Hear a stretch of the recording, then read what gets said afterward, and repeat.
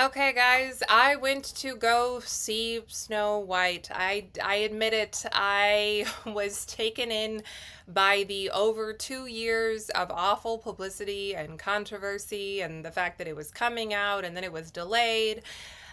Curiosity got the better of me, and I forked over $6 and I went to go see this film last Friday at a Friday matinee, and I have some thoughts.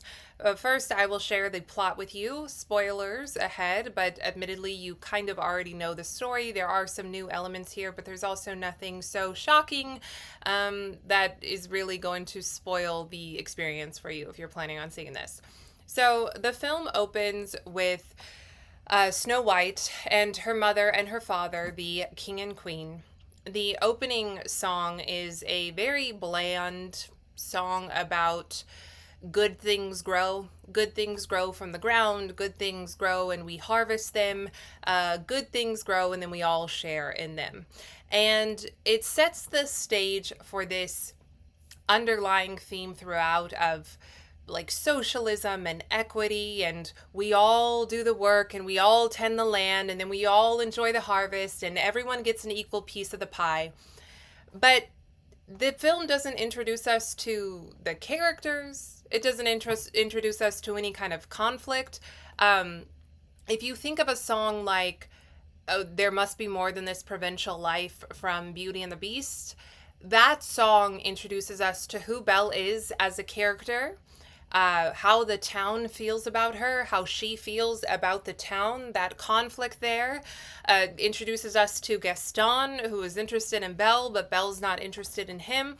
That song does so much, and then it's also moving in terms of melody and lyrics, and it's memorable. This opening song of Snow White does nothing but tell us that good things grow from the ground and then we eat them. It's a bizarre choice. It's not a memorable song. It's not a memorable melody or lyrics. And that is a criticism that I have for all of the new songs, in fact, that they have added in this live action remake. None of them are memorable. They do not stick in your head. They're not songs that you're going to play over and over again, or, are going to be played at the Oscars, or you're going to play at your wedding. I mean, they're just kind of bleh songs. So we open on that song, Good Things Grow, and then the mother, the queen, unceremoniously dies. And that's another thing. It's kind of a running joke that all of the Disney princesses, they all have fathers, but not mothers. If you think about it, they all seem to have dads, and then the mother is nowhere to be found. Sometimes there's an evil stepmother, but no biological mother or kind mother. And for a film like this live action remake that was so focused on feminism and the woman saving the day, it's kind of interesting that they basically just unceremoniously have the mother die. And then Snow White really carries on her father's legacy and who her father wanted her to be. Her father wanted her to be this fearless, brave, and true leader, so she has to go do that. And it's just kind of interesting that in a film that tries to subvert the patriarchy in some way, that they basically default back to the patriarchy. Just something I noted. You would think that Snow White would, have a special relationship with her mom and want to be the woman her mom wanted her to be, but nope, it's still the dad. So just an observation. Oh, I should also mention that Snow White is called Snow White because she was born in a snowstorm and the snow was white. So, anyways, mom dies. Evil queen comes along and puts dad kind of under her spell with her beauty. And then dad goes off into the countryside, never to be heard from again. Snow White believes that he is dead. And then Snow White comes of age, and we get the impression that she's basically been kept hidden behind the castle walls as a type of scullery maid. It's not clear why the evil queen, who's so evil, didn't just, in the life of Snow White, if she hates her so much, does she really need a maid that bad that she just keeps her hanging around? We don't really, we're not clear on that at all. But Snow White, does all the chores. And then she meets Jonathan. And Jonathan, it is the replacement for the prince in this movie. There is no prince, there is Jonathan. He's the male lead. And Jonathan is a bandit. He kind of lives life on the run. He's an outlaw because we come to understand that the evil queen has basically robbed everyone of everything. So before, when Snow White's parents were alive, it was all colorful and joyous, and good things were growing, and we all shared the good things. But now that Snow White's parents are dead and we're being ruled by the evil queen, she's basically just a thief who takes everyone's riches for herself and hoards them, and the people are left with only the bare minimum in order to survive. Everything is gray and drab and kind of dystopian. And so Jonathan is a bandit who's kind of like a Robin Hood who subverts the law for good and moral reasons. And they have a little, connection, Snow White and Jonathan. Jonathan does not know that Snow White is the princess because everyone kind of just assumes Snow White might be dead. We don't really know. We haven't heard from her in a while. And Snow White ends up rescuing Jonathan because he has been found. He's been caught after stealing these potatoes from the queen. And she has ordered him to be tied up outside to freeze. And Snow White unties him and gives him bread and sends him on his way.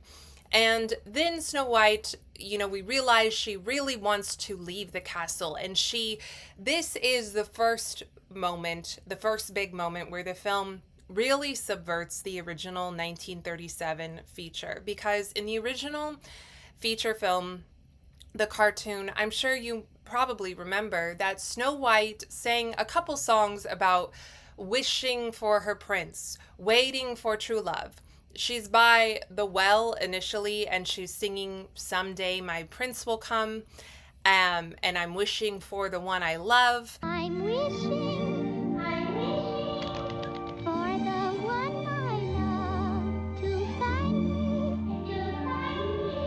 and that's where the prince meets her. And then later on, she's at the dwarf's cottage, and I think maybe that's when she's singing "Someday My Prince Will Come." But she has two songs about wanting love and waiting for a prince and wishing for a prince and wishing for romance. And she sings them in this like soprano, falsetto, I don't know musical terms, but a very high voice, a very feminine, high voice. And what this new live action does is Snow White sings this song and she belts it out. It's not soprano, it's not falsetto, it's a belting ballad. And to be fair, Rachel Zegler can absolutely sing. But this song that she sings when we realize she's longing to leave the castle, it's a song about kind of demeaning what it means to wish. And it's a song about how I'm waiting on a wish when really I should step up and do it myself. I should be the girl that my father knew that I could be.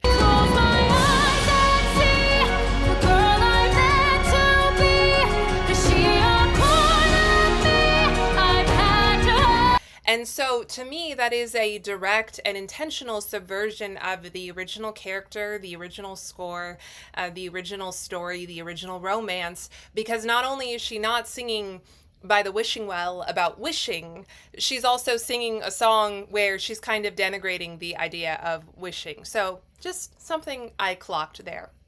So, pretty soon, the queen goes to the mirror, and this is when, randomly, for whatever reason, we don't really know, the mirror decides to tell her that suddenly Snow White is actually the fairest of them all. And so the queen sends her henchman, who's black, and that's another thing. This movie makes such a big show of being diverse. And by diverse, I absolutely 100% mean not white.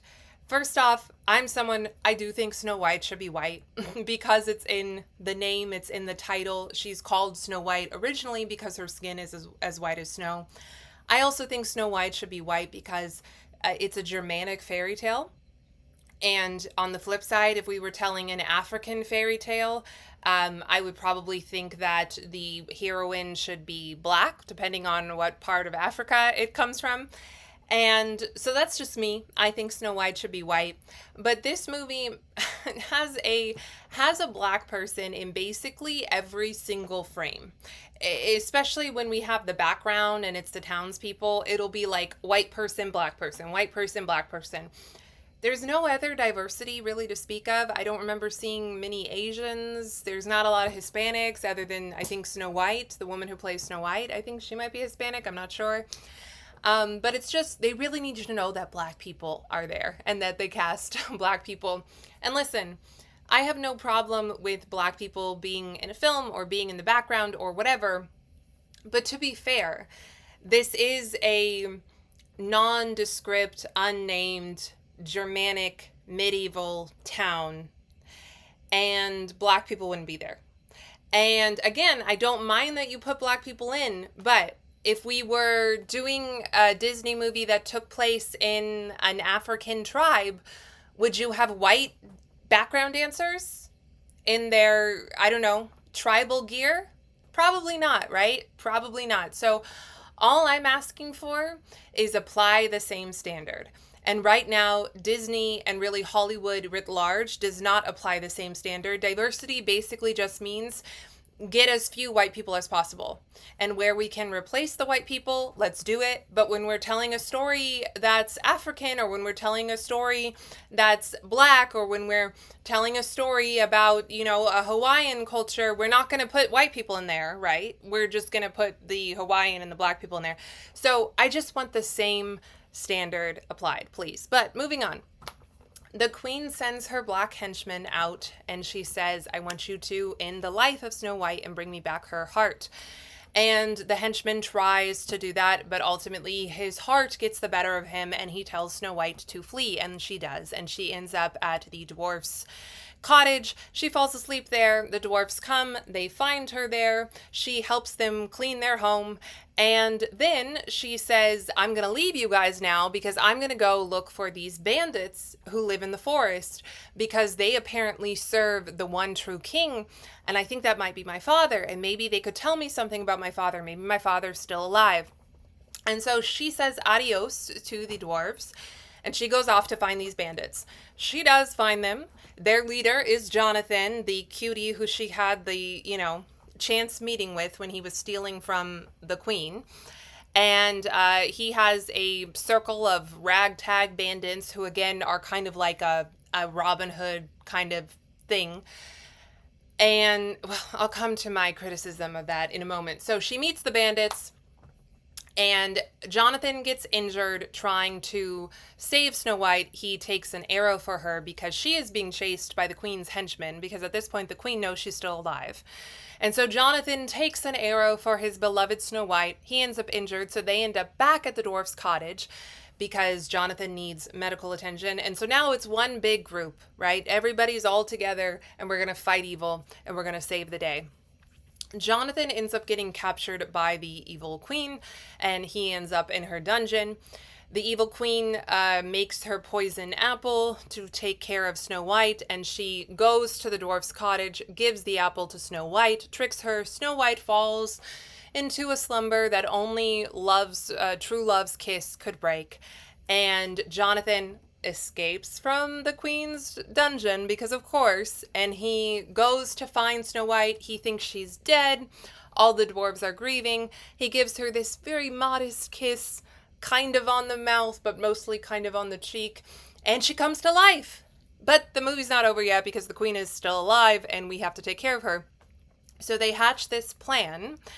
And the big plan is Snow White putting on a red cloak that looks like Little Red Riding Hood, storming into the town and up to the castle gates. And she knows that the queen's henchmen are looking for her because the queen wants her dead.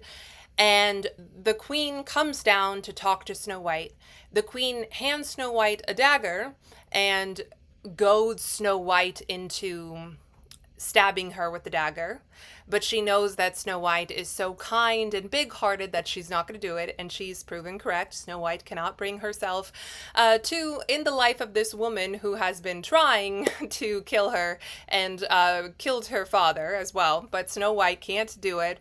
So then the queen orders one of her henchmen to kill Snow White, and Snow White is able to stop this and save the day by saying, "Hey, David, I remember you. You used to have a wife and you grew cherries and we all picked them together back when things were good and my dad was alive. Do you remember?"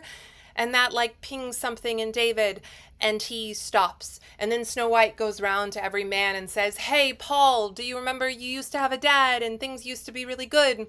And all of the queen's henchmen slowly awaken from whatever spell they were under, and they remember how good things used to be back when good things grew. And they all turn on the queen, and they tell her to skedaddle, to get out of town, and she runs off crying. She goes up to her mirror, and for some reason, we're not really sure why, she breaks into a million pieces and then gets sucked into the mirror. And then the last scene is everyone wearing white. Snow White, Jonathan, the entire town, we're all dressed in white, dancing and singing. So, I have some criticisms here, folks, beyond just, the subversion of the idea of wishing for a prince, wishing for romance. First off, I will say Rachel Zegler is a wonderful singer. She's actually enjoyable in this movie, which pains me to say it. Now, make no mistake, she's not Snow White. This movie could have been cast better, but for what it is, which is a bastardization of Snow White, Rachel Zegler does a good job.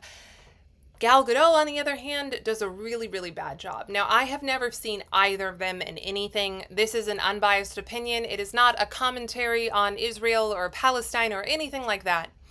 Gal Gadot just isn't good in this film. And the reason she's not good is that she just is over dramatic. She plays it to a level 12, and I'm not sure why. She is like a 12-year-old boy wearing her mother's clothes, getting on stage for the first time, and just hamming it up. She's chewing the scenery, and really it's the least interesting direction that she could have gone in with this character, because I think that the evil queen is like the best role in this story for a woman especially. And I think it would have been way more interesting for Gal Gadot. Some people say Gadot, but Gadot to me sounds, it sounds a little heavier. I like Godot, so I'm gonna say Godot. I don't know how it's pronounced, but Gal Gadot, she goes in the least interesting direction for this character. I think it would have been far more interesting to, one, either humanize the evil stepmother and show us moments where we almost feel bad for this woman who's trapped away in her castle with all of her riches and no husband, no family, and she's obsessed with this mirror giving her validation. She could have given us moments where we almost feel bad for the evil queen, and that would have been interesting. Or conversely, she could have heightened the evil and really been a really good villain, a good foil for Snow White. Now, I understand maybe in a Disney film that's not the right way to go because it is a film for kids, but either of those two choices would have been way more interesting for the story and the character. Instead, she just decided to be really dramatic. And so not only does she not humanize the character at all, we don't feel for this character at all, which I get it, she's the villain, but she's also not scary. She's not a good foil for Snow White. She's just like drama. She's like Yzma from The Emperor's New Clothes. It's like, I don't know, Norma Desmond from Sunset Boulevard. It's very weird. So I'm disappointed to say that because I wish I could say Rachel Zegler is the weakest link, but that is not the case. What else do I have to criticize? Gal Gadot, however, does look very beautiful in the film. She's gorgeous. Her costumes look cheap. Snow White's costumes look cheap. They look okay, but they don't look like a multi-million-dollar Disney movie. They look like a play of this. And Rachel Zegler's hair, the bob is all over the place. To be fair, very few women can pull off a bob, and I understand that they were trying to pay some type of homage to the original cartoon, but if they're going to change so many other things, I don't know why they didn't just give Rachel Zegler long hair, because the bob is really unflattering. The dress they have her in, the traditional Snow White dress that we all know with the yellow and the blue, it kind of like swallows her and makes her look very tiny and doll-like. I don't know. It's a very weird choice of costuming, but both Rachel and Gal Gadot look very beautiful in the film for whatever that is worth. The bandits, Jonathan's bandits, this makes no sense to me. This movie is like Snow White mixed with Robin Hood mixed with another movie. It's like they tried to jam multiple storylines and movies together, and they did it really gracelessly, and then they ran out of time because it's a kids movie and it has to be like 90 minutes. The bandits serve no purpose whatsoever. They do not further the plot, they do not further the storyline, and we don't even know who these people are. And I remember when this photo first leaked, and I remember people were outraged because they thought these were the dwarves and that they were going with, not little people, and they were going with women to be the seven dwarves. And I don't know if that was the original intent and then Disney changed course because of the backlash, or if these guys were always the bandits. But these guys are in the movie. They are Jonathan's bandits. But again, they do not further the plot. And we also do not know these people at all. We don't get to know them. We don't get to love them. We don't get to care about them. I couldn't tell you a single one of their names. I think only 3 of them have lines. 2 of them have a really underdeveloped love story where they kind of get together in the end, but they don't serve any purpose. Jonathan could have just as easily been on his own as a bandit for all the good that his group of bandits served. And then here it is, a musical. They've added new song and dance numbers. They've added new lyrics to the old songs that we love, like Hi Ho. In a movie like that, these group of ragtag bandits deserve their own song and dance number so that we can get to know them. And unless I'm completely forgetting it, they didn't have one. And again, it's like I want to love these guys and get to know them, but I don't know them at all. And it's heightened by the fact that they are like the counterpart to the dwarves. So there's Jonathan, the male lead, and he has his group of bandits. And then there's Snow White, the female lead, obviously, and the titular character, and she has her group of 7 dwarves. And we all know the 7 dwarves and love them, so we kind of need to know the bandits in the same way, especially because they all come together in the end and are working to defeat the queen. To the 7 dwarves, okay, this for me is the biggest missed opportunity in the film. If everything else remained the same, and I have a lot of criticisms obviously about the way that this was handled, but even if everything else remained the same and I could only change one thing, what I would change is I would cast real actors to play the dwarves. I would cast little people to play the dwarves. This was such a missed opportunity for Disney, and from my understanding, they didn't do it because Peter Dinklage said something on a podcast about how backwards it is to make a live action version of Snow White and the 7 Dwarfs. And I don't know if that's really why Disney decided to not cast little people, but if it is why they did that, like, how crazy. Why is Peter Dinklage speaking for the little person community?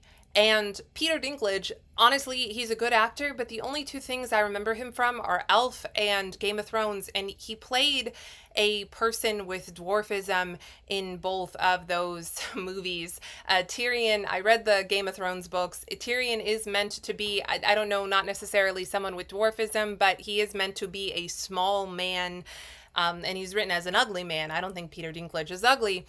But he made a name for himself playing these characters, and now he's going to complain that there would be a live action version of Snow White with little people as the dwarves. To me, that's crazy. And it's just such a missed opportunity because, again, I want to love the bandits. I want to love these dwarves, but they are CGI and I can't fall in love with them. They're not real, and they're also scary looking, especially Dopey. The other dwarves, I don't know, they've got beards, they kind of look like garden gnomes. I guess it's okay. But Dopey looks like a man-child, like literally a man-child, like a man mashed with a child. He kind of reminds me of Chucky. He looks like something that flies out of the corner at you and it's the last thing you see. He's scary looking. And Snow White and Dopey have some intimate moments where they're bonding and they're talking back and forth, and there's a close-up on Dopey's face of the camera. It's scary, it's frightening, and had a real man played that role, it wouldn't have been frightening and it would have been so much more endearing. And the dwarfs are in a lot of these sentimental moments and scenes, like when they find Snow White and they think she's dead, and when they have her on her burial shroud and the prince comes and kisses her. And it would have been so much more impactful and moving if real men were playing these parts. And on top of that, Disney had the opportunity to put maybe 7 actors on the map and skyrocket their careers. And on top of that, for every actor you cast, you have stand ins and you have stunt doubles. So those would have been little people as well that would have had good work, but Disney decided that they were going to use CGI. I think that was a complete missed opportunity. And again, if that is the only thing I could change, that is what I would change, because it would have made the movie 10 times better to have talented men playing in these roles. It would have given the movie more heart, and that is something that the movie is lacking, is there's really not a lot of heart. And it's also kind of visually unappealing. The costumes look cheap, the CGI looks scary, the lighting is weird. I told you it's dystopian for a good portion of the film. It's kind of an ugly movie for a Disney movie. And I think that having real people as the dwarves would have helped combat that. Um, as far as the message about socialism and kind of anti capitalism, it's not heavy handed. Like, it's not something that I would hate for my kids to see. And in general, this movie is not woke in such a way that it's overt, that you wouldn't want your children to see it. I don't know if Disney toned down some stuff because of the backlash. There's definitely feminist undertones throughout. There's definitely, like I said, socialism, equity undertones throughout. It's like this vague idea that the wealthy are hoarding more than their fair share and the poor people are oppressed, and it's not really fair because we all work, so we should all have the same. It's like this vague idea of all that, but they're not really being too heavy handed with it. But it is throughout the entire film. Hi guys, editor Natalie jumping in here. I forgot to mention one thing that I wanted to mention. There's a scene in the beginning of the film where Snow White is approaching the Queen to beseech her aid with something, and the Queen is seated at this lavish banquet, which is absurd because it's just the Queen, because there's no one else at the castle besides the Queen and Snow White. And she has this huge banquet all to herself, and she's not even really eating. And Snow White mentions that maybe she could go bake apple pies the way that her and her father used to do and distribute them to the poor. And the queen says something like, they don't need luxuries like apple pies. It only confuses them, the little mint peons, you know? And it's just little things like that. If you watch the film, you will see that it is throughout this underlying message of socialism. And in this Snow White, what is meant by fair isn't pale skin or a fair face or fair features or beauty inside or out. What is meant by fair is the rich need to pay their fair share, and the rich are taking more than their fair share, and they are stealing from the poor, and it isn't fair. It is completely throughout the entire film this like kicking of this message. You will see it. There's another instance where I think one of the dwarfs says something super academic, and it's like a punchline about the bandits and what it is that they do when they kind of do this Robin Hood thing of kind of stealing from the rich to give to the poor. And it's meant to be a joke, and it got a little chuckle out of the audience, but it is a completely like academic line pertaining to socialism. And so you'll see it there. Again, it's nothing so offensive that I wouldn't want my children to see this. I think a kid young enough wouldn't even catch it. But in this remake of Snow White, they absolutely run with the idea that fair means everyone gets an equal piece of the pie. But the weird part is that they completely drop the ball when it matters most. In a film where they are constantly emphasizing that it's better when we all work together and we all should have an equal say and an equal share and everything should be fair, you would think that in the climactic action, everyone would work together. But that's not what happens. No, instead, Snow White walks up to the queen, and at first I thought we were all going to work together because Snow White is going in her red cloak and she's walking up to the castle gates, and all the townspeople are behind her and flanking her. And so I thought, are they just going to like overrun it and just have strength in numbers? What's going to happen here? But nope, all the townspeople stay behind her, and she has this confrontation with the queen where again she refuses to stab the queen and all that. And so when push comes to shove in this movie about how it's good when everything's fair and when we all work together, Snow White has to save the day all by herself. And for me, that doesn't really make sense. you would think that, again, in this movie that is trying to push this idea, which really isn't Snow White anyways. You don't need to put socialist undertones to Snow White. That's not what the original story was about. But when you're trying to like ham fist these undertones there, at least put your money where your mouth is and have everybody work together to defeat the evil queen. But they completely drop the ball and they just have Snow White save the day. So, what message are you sending about everybody working together? Because the townspeople basically rely on Snow White to do everything. So, again, what message are you sending?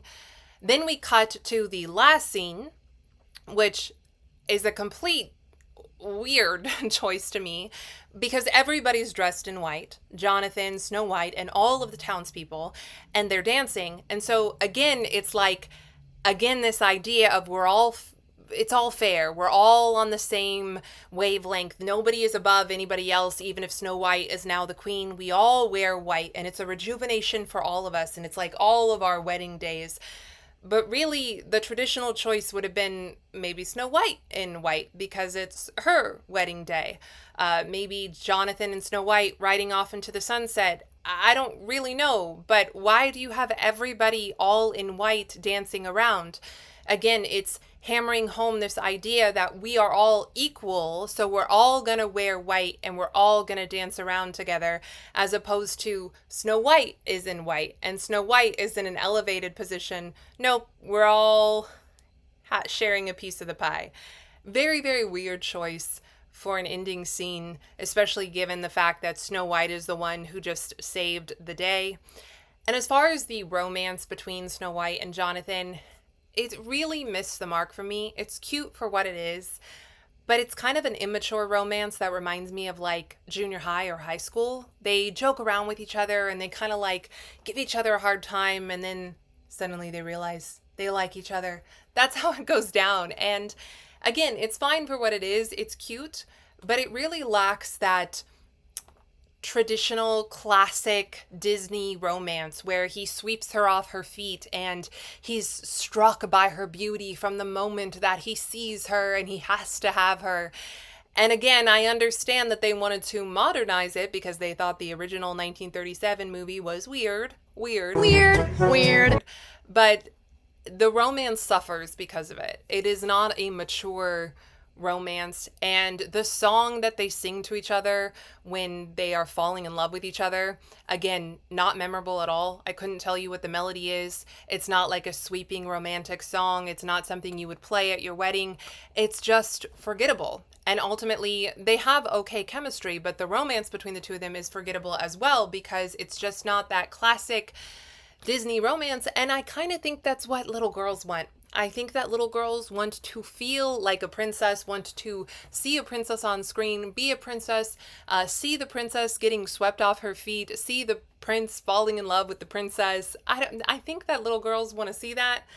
And you can see this kind of like, oh, we kid each other, we're friends who fall in love. You can see that romance anywhere, but it's only really in certain types of films, in Disney princess films, that you can see this kind of classic romance, but this live action Snow White just completely nixed that. So that was a missed mark for me. Editor Natalie back again here. I forgot to say yet another thing that I wanted to point out, which is actually pretty important. Um, you know, I'm sure you know the controversy surrounding Rachel Zegler, who plays Snow White in this film. Originally, I think a couple years ago now, she did a press junket and said that the original Snow White was very dated and that this version wasn't going to be as dated, and that the original Snow White had a stalker prince who stalks Snow White, and it's very weird. And she denigrated the original cartoon. No longer 1937. She's not going to be saved by the prince. She's not going to be saved by the prince, and she's not going to be dreaming about true love. She's dreaming about becoming the leader she knows she can be, and the leader that her late father told her that she could be if she was fearless, fair, brave, and true. The original cartoon came out in 1937, and very evidently so. There's a big focus on her love story. With a guy who literally stalks her. Yeah. Weird. So we didn't do that this time. I was scared of the original cartoon. I think I watched it once and then I never picked it up again. I watched it for the first time in probably 16 17 years. The cartoon was made 85 years ago, and therefore it's extremely dated when it comes to the ideas of women being in roles of power. And it ruffled a lot of feathers because here is a young woman who has been cast as this beloved title character in the Disney classic that started it all. And she seems to have very little respect or understanding of the importance of taking on this role. But it didn't stop there. Because then at some point, Rachel Zegler tweeted Free Palestine because, hey, why not? And then after the election, she put on her Instagram stories a long diatribe in which she said that she hopes that Trump supporters never know peace. And I want to touch on this because this live action remake of Snow White emphasizes her empathy. It is what helps her defeat the evil queen, even more so than the original cartoon, which kind of just painted Snow White as this innocent young woman who all the animals love and she's super kind. This version really wanted to hammer home the idea that Snow White cares about everyone and wants things to be fair to everyone. And she is so big hearted and generous and understanding that even when she is given the opportunity to end the life of the evil queen who has tried to end her own life several times and is responsible for the death of her father, that Snow White is so gracious that she actually doesn't even want to take that opportunity for revenge. This film highlights her empathy to the nth degree. But it's made very challenging by the fact that we know in real life, Rachel Zegler has almost no empathy. In fact, she hopes that 77 million people never know peace. She doesn't care to understand why half of her countrymen voted in a way she doesn't like. Nope, she's just decided that they're evil and she hopes that they never know peace, which is such an anti human sentiment. I mean, I know we live in a very tense world where the rhetoric is always heightened up to a level 15, but really stop and think about what it means to say that you hope someone never knows peace in their life and what you are actually wishing on that person and how much you must actually hate that person or group of people. And so it makes it really hard, even though she is enjoyable in this film. And if you can forget all of that and just lobotomize yourself, you can enjoy her. She's not the right casting for Snow White, but if you forget about everything she runs her mouth about runs her mouth about when she's not Snow White, then you can actually enjoy her performance in this. But she makes it really hard because she runs her mouth a lot. And when she does run her mouth, she's very different from Snow White. And I get that it's acting, I get it, okay? But again, when we know that an actress hates us and wants us to never know peace, it's really hard to buy her as this empathetic, beautiful, inside and out princess who doesn't even want to take the opportunity for revenge when it would be well within her rights to do so.